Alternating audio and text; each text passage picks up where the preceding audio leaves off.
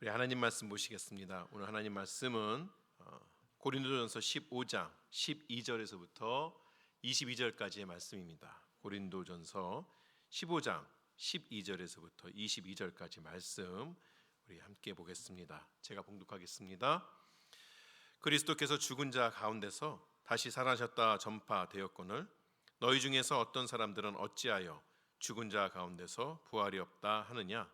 만일 죽은 자의 부활이 없으면 그리스도도 다시 살아나지 못하셨으리라. 그리스도께서 만일 다시 살아나지 못하셨으면 우리가 전파하는 것도 헛것이요 또 너희 믿음도 헛것이며 또 우리가 하나님의 거짓 증인으로 발견되리니 우리가 하나님이 그리스도를 다시 살리셨다고 증언하였음이라.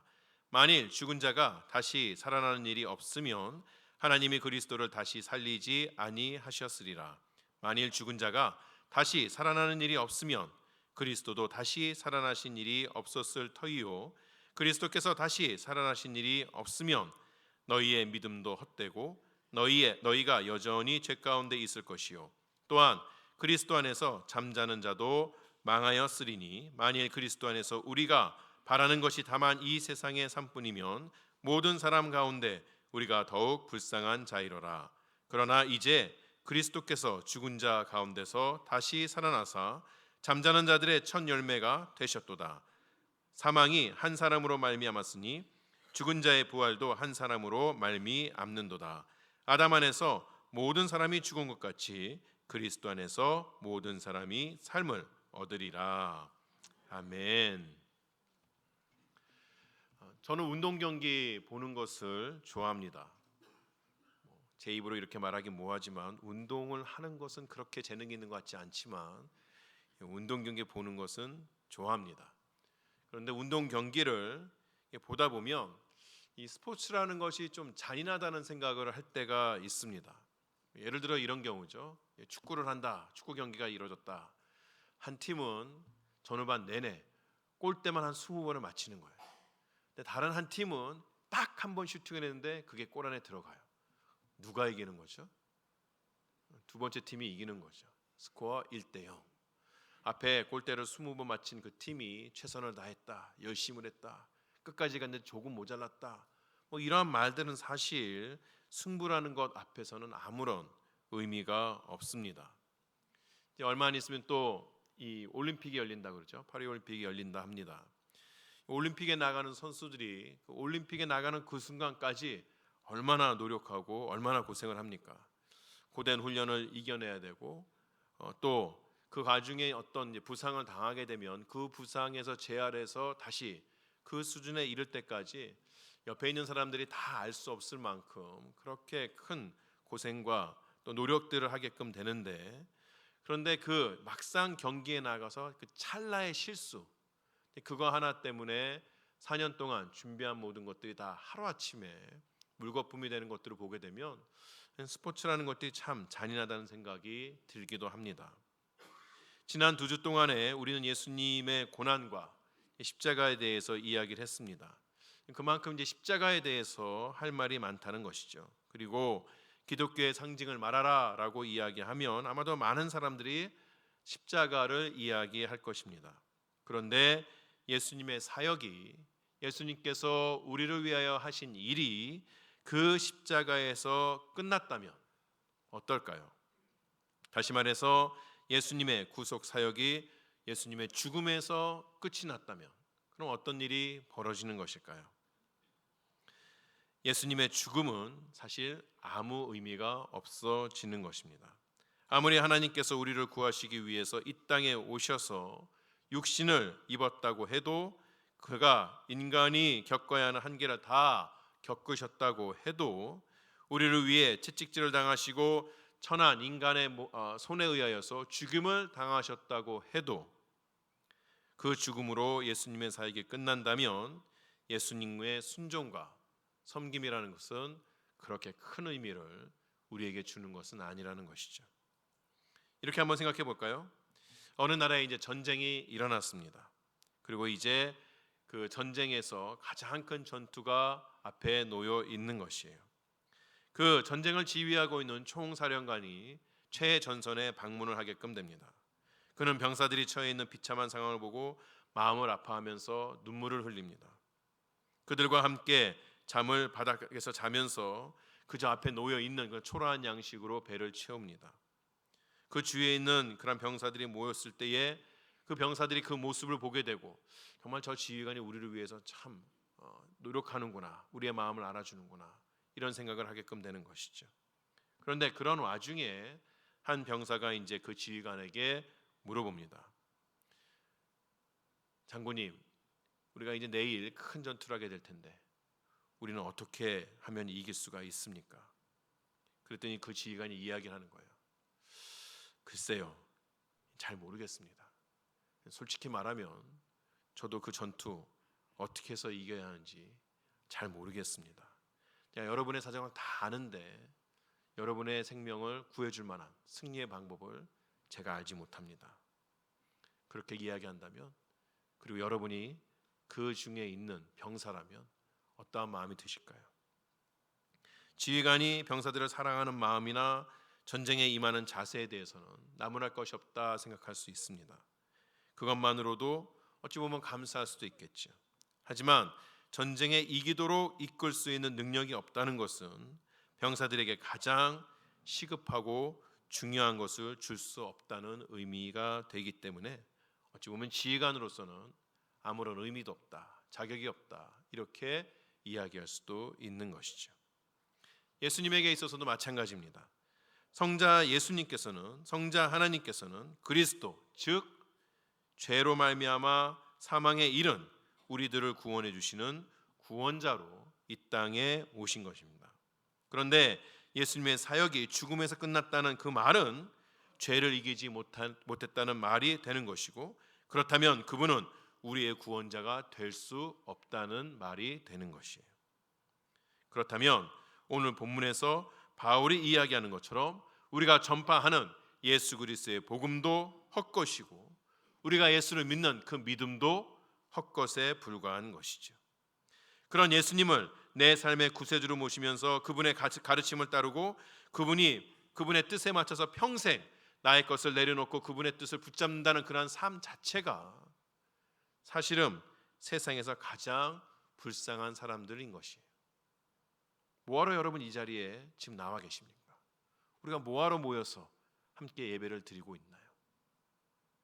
예수님께서 하신 사역이 죽음에서 끝난다면 우리가 하는 이 모든 것들은 그저 많은 곳에서 이루어지고 있는 하나의 강연, 그런 것에 불과할 뿐이에요. 예수님의 사역은 십자가에서 끝날 수 없는 것입니다. 그의 사역은 반드시 죽음을 이기고 일어나시는 부활로 이어져야만 하는 것이에요. 그리고 그는 그렇게 하셨습니다. 우리가 기독교의 상징으로 여기는 십자가는 단순히 예수님의 고난과 죽음만을 말하는 것이 아닙니다. 십자가로 대변되는 하나님의 저주와 죽음의 권세를 모두 이기시고 부활하심으로 그 아래에서 고통받는 우리들을 구하신 예수 그리스도의 승리의 상징이기도 한 것이에요. 예수님의 죽음과 부활은 하나의 패키지와도 같은 것이죠. 동전의 양면과도 같은 것입니다. 그리스도의 구속사역을 말함에 있어서 죽음이 없는 부활은 있을 수 없고 부활이 없는 죽음도 역시 있을 수 없는 것이에요. 오늘 우리가 이 부활에 대해서 이야기하려고 합니다. 그런데 부활에 대해서 우리가 이야기하기 이전에 한 가지 우리가 짚고 넘어갈 것이 있어요. 여러분이 영어로 된 사도신경을 쭉 함께 암송하다 보면 그 가운데 지옥에 내려가셨다, 영어로는 He descended hell 이라는 구절이 나오는 것을 볼 수 있습니다. 또 우리가 이제 한국어로 쭉 사도신경을 하다 보면 우리에게 쓰던 그 구절이 빠져 있는 것을 볼 수 있어요. 이 구절은 사실 영어로 된 사도신경뿐만이 아니라 한국어로 된 사도신경에 있어서도 천주교가 사용하는 것이나 또는 성공회가 사용하는 그 사도신경 안에는 이 구절이 들어 있습니다. 우리 이제 기독교에 있어서는 이제 우리 기독교가 조선 말기에 한국으로 조선으로 이제 전파가 되고 여러 선교사님들이 사역을 하고 있을 때에 한국어로 된 사도신경을 만들기로 하죠.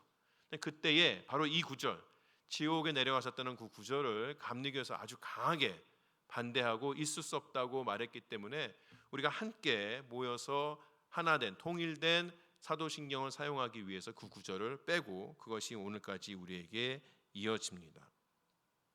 이 구절이 왜 그렇게 논란이 되느냐, 왜 어떤 사람은 정말 강하게 반대하고 이것을 빼기를 원하느냐, 그런 것은 성경이 예수님께서 십자가에 돌아가시고 부활하시는 그 사이의 시간, 그 사이의 시간 동안 예수님께서 어떻게 지내셨는지에 대한 충분한 근거를, 충분한 자료들을 우리에게 주지 않기 때문에 논란이 발생하고 있습니다. 그래도 우리가 간단하게 지옥에 내려가셨다는 것이 어떤 의미일까를 두 가지를 통하여서 생각해 볼 수 있습니다. 첫째는 지옥에 내려가셨다는 것을 단순히 상징으로만 이해하는 것입니다. 예수님께서는 실제로 지옥의 고통을 당하셨지만, 우리가 이제 지옥에 가게 되면 큰 고통 가운데 놓이게 되는데 그 고통을 당하셨지만 예수님께서 그 고통을 당하신 그 순간은 죽으신 이유가 아니라 십자가에서 그 고통을 당하셨다는 것이에요. 그러니 죽으신 다음에 지옥에 내려가셨다는 것은 실제로 그러한 일이 일어났다기보다는 우리가 지옥에서 당한 고통을 그도 당하셨다는 하나의 상징적인 의미로 받아들일 수가 있다는 것이죠. 두 번째로는 그런 상징이 아니라, 어떤 비유가 아니라 실질적으로 예수님께서 그 지옥에 내려가셨다는 그러한 주장입니다. 그런데 여기서 말하는 지옥이라는 것은 우리가 일반적으로 생각하는, 안 믿는 자들이 예수를 믿지 않은 자들이 영원토록 고통받는 그 지옥을 말하는 것은 아니에요. 여기서 말하는 지옥은 구약의 히브리어 단어로는 스월, 그리고 신약 성경의 헬라어 단어로는 하데스라고 이야기되는 장소입니다. 이곳은 죽은 자들이 머무는 곳을 말해요. 기독교 초기의 교부들은 이 하데스를 구약의 성도들이 그리스도께서 그들을 천국으로 데려가실 때까지 죽은 다음에 기다리는 장소라고 이야기합니다. 예수님께서 이제 하신 비유 중에 거지 나사로의 비유가 있죠. 거지 나사로와 또 그 집의 주인이었던, 거지 나사로가 있었던 그 집의 주인이었던 부자가 나중에 둘 다 죽어서 하늘나라로 가게 되는데, 그런데 거지 나사로는 아브라함 품에 있게 되고 그 아브라함 품에서 지금 고통 가운데 있는 부자를 보는 그런 예수님의 비유가 나옵니다. 이 비유가 가능한 것은 거지 나사로나 부자나 다 죽어서 이 하데스, 죽은 자들이 머무르는 그곳에 있었기 때문에 가능한 것이에요. 근데 사실 이것도 잘못 생각하면 그럼 천주교의 연옥과 똑같은 것입니까? 그렇게 이야기할 수 있는데 그것과는 또 다른 것이죠. 예수님께서 죽으신 후에 실제로 이곳에 가신 이유가 무엇인가? 죽음 이후에 심판을, 또는 하나님의 인도를 따라서 천국을 기다리고 있는 죽은 영들에게 예수께서 친히 그가 십자가에서 승리하셨다는 것을 알려주기 위하여 그곳으로 가셨다라고 이야기하기도 합니다. 대표적으로 이렇게 두 가지의 의견을 볼 수 있는데, 이 두 가지의 의견 중에서 우리 공통적으로 이야기할 수 있는 것은 무엇인가? 어떠한 죽음의 권세도, 또 어떠한 죽음의 형태도 예수님을 죽음 가운데 가두어 둘 수는 없다는 것이에요. 그것이 사실은 우리에게 있어서는 가장 중요한 의미로 남게 되는 것이죠. 그리스도께서는 분명히 죽음을 이기시고 사흘 만에 다시 살아나셨습니다. 예수 그리스도께서는 부활하신 분이십니다. 이 부활은 예수님께서 하나님의 아들이심을 분명하게 나타내 줄 뿐만 아니라 그리스도께서 십자가에서 이루신 그 모든 사역들을, 모든 속죄의 사역들을 성부 하나님께서 받으셨다는 의미이기도 합니다. 그래서 예수님께서 그 십자가에서 모든 의를 이루셨기 때문에 예수 안에 있는 자는 예수께서 이루신 의가 바로 우리의 의, 신자들의 의가 된다는 것이에요.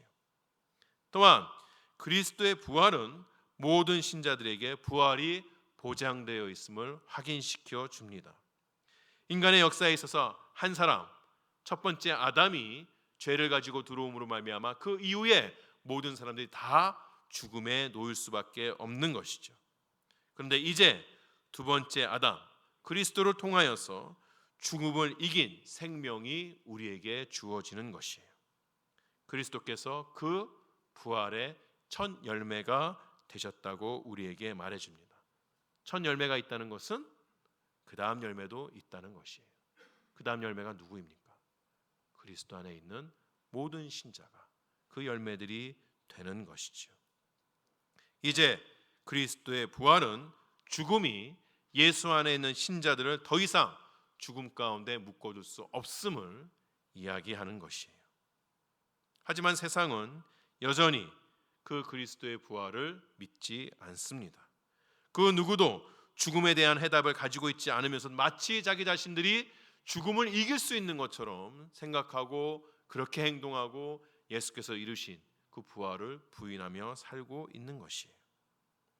기독교는 그리스도의 부활에 대해서 성경의 근거에서 충분한 그러한 증거들을 보여왔습니다. 논리적인 사고들을 다 세상에 전파해 왔어요. 하지만 세상은 여전히 소모적인 논쟁으로 부활을 부인하고 받아들이지 않고 있는 것이죠. 오늘 저는 이 설교 시간에 그 논쟁들을 다시 거론하려고 하지 않습니다.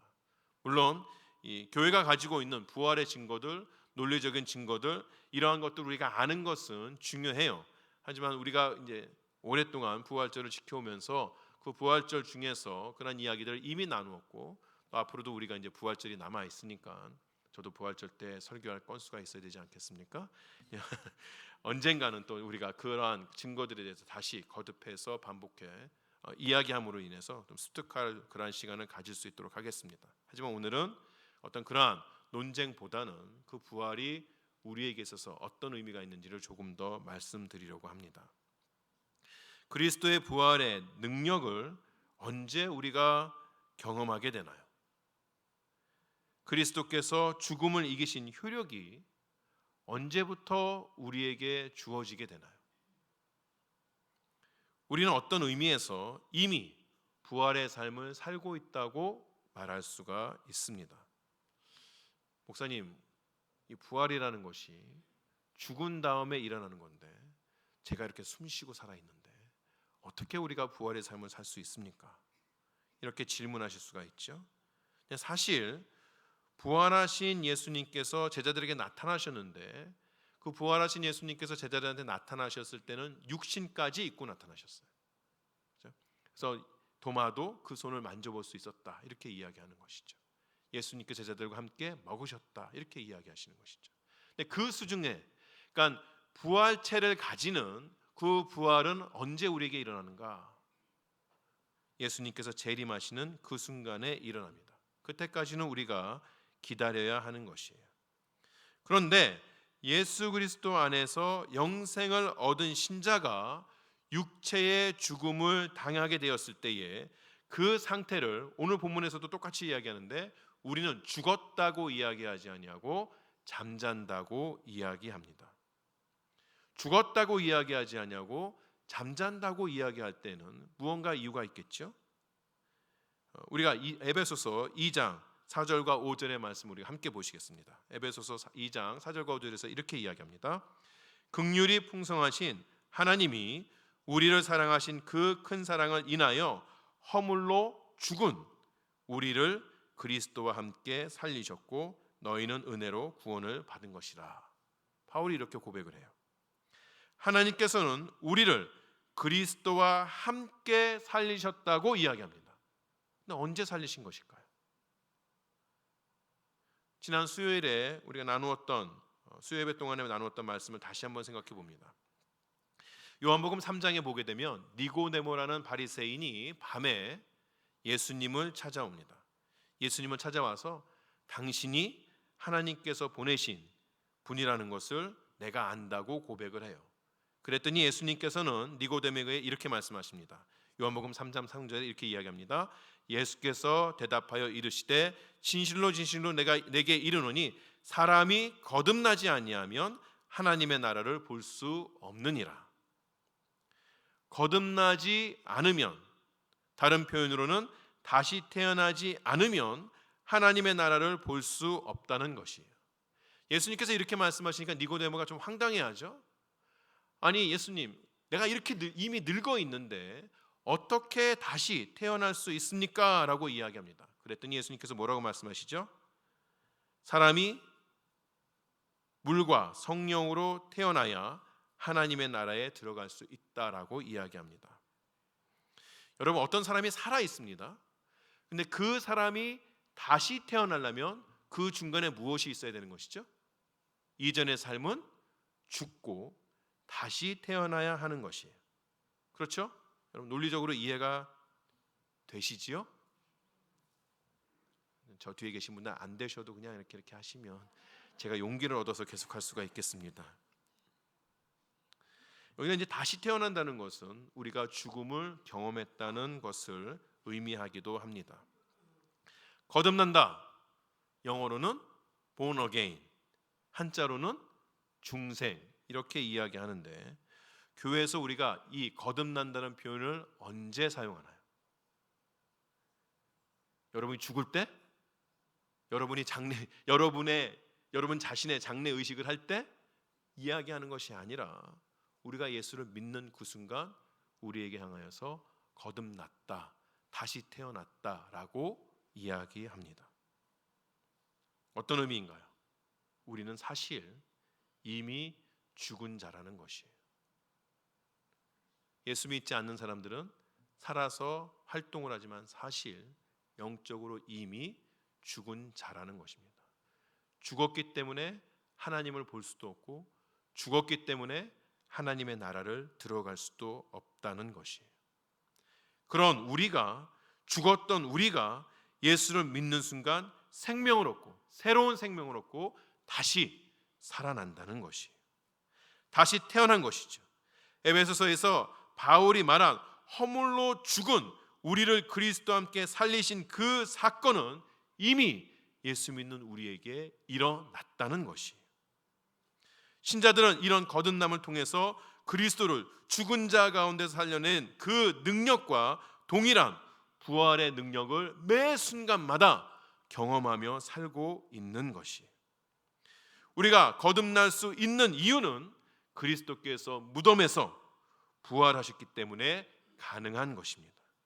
우리는 완전한 부활을 소망하며 살고 있지요. 주님께서 재림하시는 그 순간을 소망하며 살고 있지만 한편으로는 이 땅에서 이미 부활을 경험하면서 죽은 자의 하나님이 아닌 산자의 하나님과 동행하고 살고 있는 것이에요.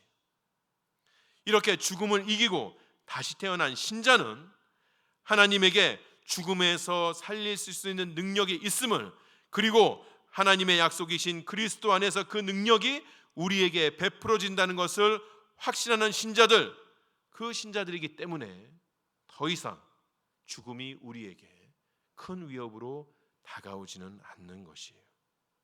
우리의 생각의 한계가 육체의 죽음에서, 이 땅의 삶에서 끝나는 것이 아니라 우리의 생각은, 우리의 시선은 그 죽음 너머를 바라볼 수가 있게 된다는 것이죠. 여러분, 우리 구약 시대를 살았던 아브라함을 다시 한번 생각해 보겠습니다. 아브라함을 가리켜서 우리가 믿음의 조상이다라고 이야기합니다.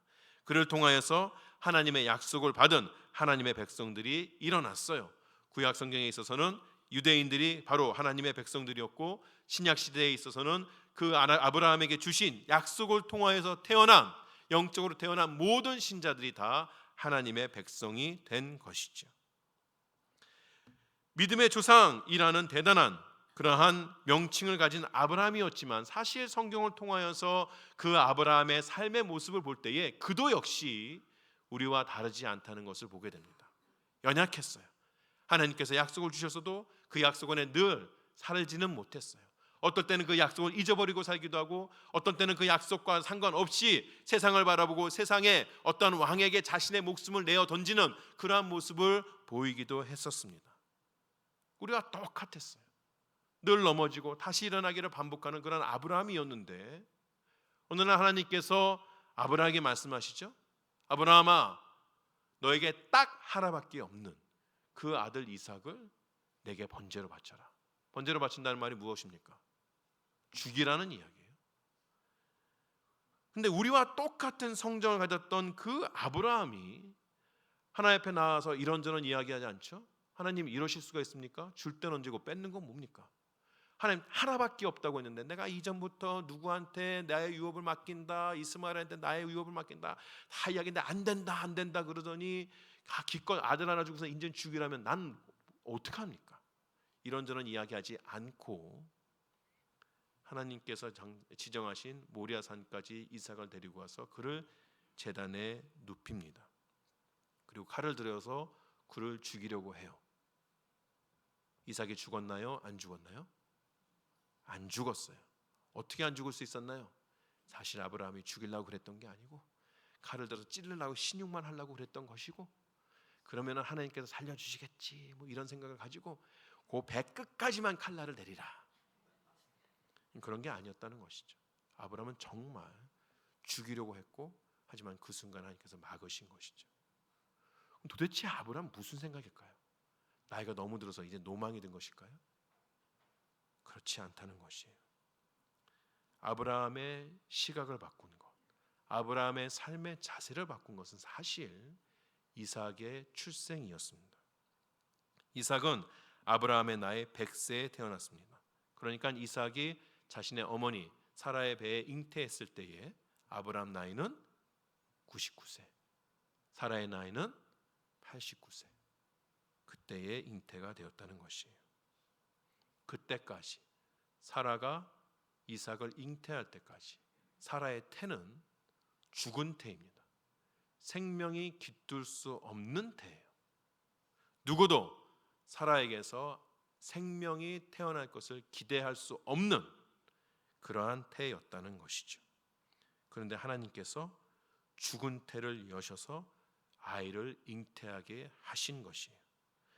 그 아이를 받아든 아브라함은 그가 섬기는 하나님이 어떤 하나님이신지를 깨닫게 되는 것이죠. 바울은 로마서에서 이 아브라함에 대해 말하면서 그 아브라함의 하나님에 대해 이렇게 이야기합니다. 로마서 4장 17절에 이렇게 이야기합니다. 기록된 바 내가 너를 많은 민족의 조상으로 세웠다 하심과 같으니 그가 믿는 바 하나님은 어떤 하나님이시다?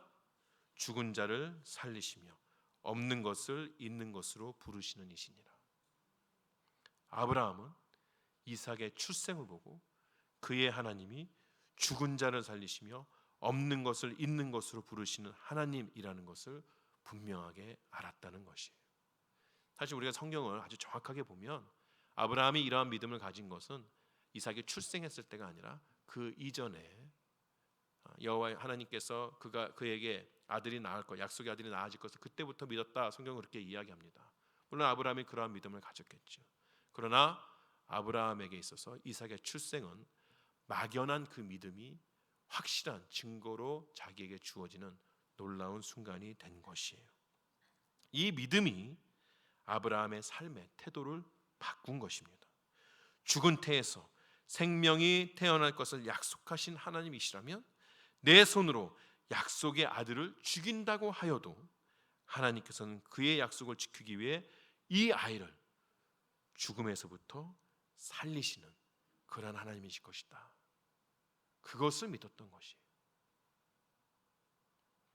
이렇게 아브라함은 하나님을 살리신 하나님, 죽은 자를 살리신 하나님을 만났던 것이죠. 정말 그랬을까요? 한 구절 더 보시겠습니다. 히브리서 11장 17절에서부터 19절까지 이렇게 이야기합니다. 아브라함은 시험을 받을 때에 믿음으로 이삭을 드렸으니 그는 약속들을 받은 자로 돼 그 외아들을 드렸느니라. 그에게 이미 말씀하시기를 내 자손이라 칭할 자는 이삭으로 말미암으리라 하셨으니 그가 하나님이 능히 이삭을 죽은 자 가운데서 다시 살리실 줄로 생각한지라. 비유컨대 그를 죽은 자 가운데서 도로 받은 것이니라. 아브라함의 믿음이라는 것이죠. 이 믿음이 아브라함으로 하여금 어떠한 순간에도 하나님께서 하신 말씀에 순종하며 살 수 있도록 그렇게 만들었다는 것입니다. 이 믿음이 아브라함에게만 있었던 것은 아닙니다. 우리는 작은 소자 앞에서 예수님을 부인하던 예수님의 모습, 베드로의 모습을 기억합니다. 그가 목숨까지 내던지면서 나는 당신을 떠나지 아니하고 당신을 지키겠다고 호언장담했지만 그 스승이 채찍에 맞아서 고통당하는 그 모습을 보면서 너무나도 비참하게 도망치던 그 베드로의 모습을 우리는 기억합니다. 그런데 그가 수많은 사람들이 둘러싼 성전에서, 그리고 그리스도를 죽음으로 몰았던 그 유대의 지도자들 앞에서 예수 그리스도의 복음을 외치는 하나님의 제자로서의 역할을 감당하는 것도 우리는 기억합니다. 무엇이 베드로를 변화시켰는가요? 부활하신 예수님이십니다. 죽음을 이기신 그리스도의 능력이 그에게도 주어진 것을 알았기 때문에 그렇습니다. 더 이상 죽음은 베드로를 지배할 수 없는 것이에요. 베드로는 인간의 죽음 너머에 살 수 있는 소망을 가졌던 것이죠. 그것이 베드로로 하여금 담대하게 주님 앞에 순종하게 만들었다는 것입니다. 그 이후에도 기독교 역사 가운데 수많은 순교자들에게 같은 마음이 주어졌던 것이죠. 이 시대에도 작은 성경 구절 하나를 읽기 위하여서, 단 한 번의 예배를 드리기 위하여서 자신의 목숨까지 내어놓아야 하는 공산국가에 있는, 이슬람 국가에 있는 수많은 믿음의 형제들에게도 같은 부활의 능력이, 부활의 신앙이 주어졌다는 것이, 그들은 죽음을 두려워하지 않습니다. 어떻게 해요? 죽음이 이 땅에 있어서의 죽음이, 이 땅에서의 삶이 그들의 인생의 마지막이 아닌 것을 알기 때문에 그런 것이에요. 그들은 그 너머에 있는 하나님께서 주신 소망을 바라보며 주님과 함께 있는 그날을 고대하면서 오늘의 고통을 감내하고 있는 것이죠. 우리에게 주어진 진짜 죽음은 그저 다른 사람들이 나를 칼로 찔러서 나를 어디에 가두어서 죽게 하는 그것이 진정한 죽음이 아니라 하나님으로부터 떠나는 그 죽음이 진정한 죽음이라는 것을 알았기 때문에 나에게 생명을 지키기 위해서 오늘 사람들의 겁박에도 굴하지 아니하고 주님 앞에 나아가는 것이에요. 우리에게 이 부활이 주어진 것일까요? 우리는 지금 그 부활을 살고 있는 것일까요? 우리의 시선은 예수님께서 탄생하신 그 말구유에 머물러 있지 않습니다. 우리의 시선은 예수님께서 죽으신 그 십자가에 머물러 있지 않습니다.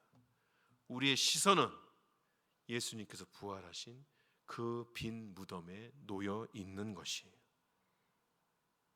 그 부활이 오늘 우리를 살리고 우리에게 새 생명을 주신 것임을 알며 또한 우리에게 있어서 소망이 되는 것을 알고 매 순간을 살아나가는 것이죠.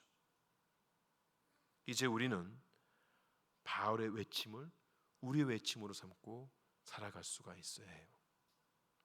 고린도전서 15장 55절에 바울이 이렇게 외치죠. 사망아 너의 승리가 어디 있느냐? 사망아 내가 쏘는 것이 어디 있느냐? 사망에서 승리한 자들이 외치는 외침입니다.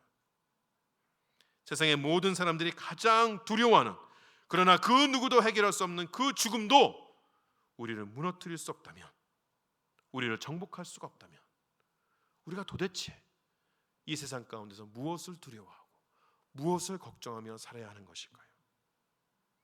우리는 우리에게 주어진 이 삶의 매 순간을 주께서 주시는 담대함으로 살아가야 합니다.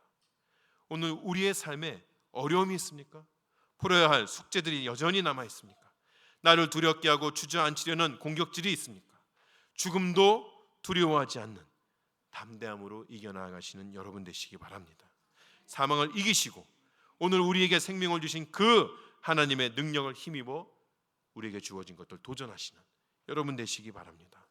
부활의 능력이 분명하게 우리를 이기게 하실 것이에요. 고린도전서 15장 58절의 말씀을 세번역 성경으로 읽어드림으로써 오늘 설교를 마치려고 합니다. 그러므로 나의 사랑하는 형제 자매 여러분, 굳게 서서 흔들리지 말고 주님의 일을 더욱 많이 하십시오. 여러분이 아는 대로 여러분의 수고가 주님 안에서 헛되지 않습니다. 기도하시겠습니다.